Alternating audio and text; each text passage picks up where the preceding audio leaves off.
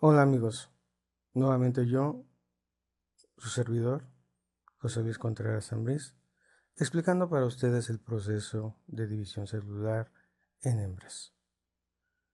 La meiosis en hembras es un proceso mediante el cual se van a producir los óvulos, es decir, las células sexuales femeninas. Así como lo mencionamos anteriormente en el proceso de meiosis en machos, allá se producían las células masculinas, que como ya les decía, unidos van a dar origen a la formación de un nuevo ser. El proceso de meiosis en hembras consta de las mismas dos fases de las que se habló en meiosis en machos, meiosis 1 y meiosis 2. Las fases también son las mismas, profase, metafase, anafase y telofase. La primera fase, que es conocida como profase, está subdividida en este esquema en tres células. En la primera célula, pues como ustedes podrán ver, vemos solamente dos pares de cromosomas. Pero es importante resaltar que en realidad el proceso sucede con el número de cromosomas propio de cada especie. En esta siguiente célula podemos ver que las cromátides se encuentran alineadas una con respecto a su cromosoma homólogo.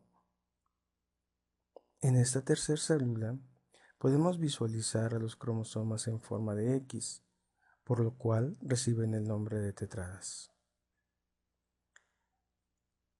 En la metafase podemos visualizar los cromosomas en forma de tetrada y alineados en el plano ecuatorial de la célula.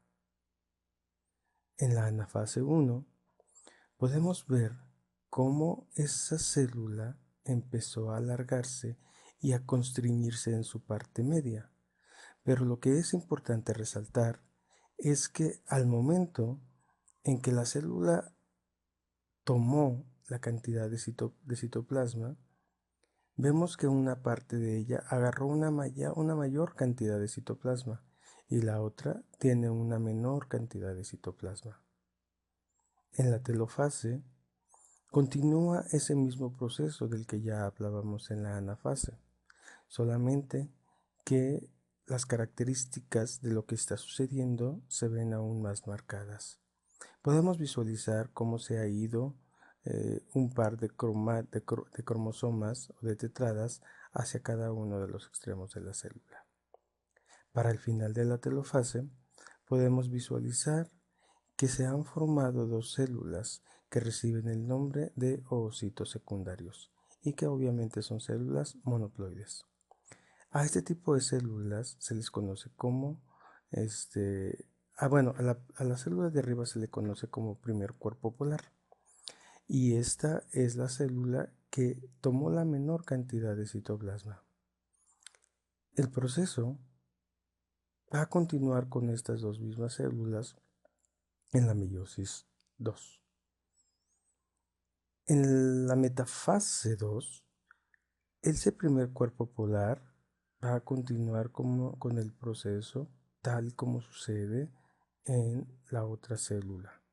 Los cromosomas se alinean en el plano ecuatorial. Vemos también cómo empieza a formarse el uso acromático y cómo ese uso acromático se dirige a cada uno de los cromosomas o de las tetradas. En la anafase, nuevamente la célula empieza a alargarse y a constriñirse en su parte media.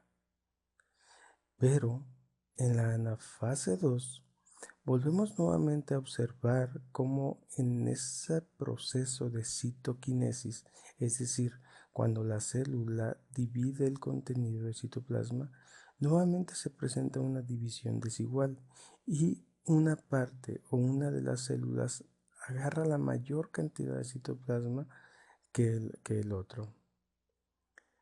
Al término de la anafase, pues podemos ver cómo esas dos nuevas células hay una diferencia muy grande en esas dos células.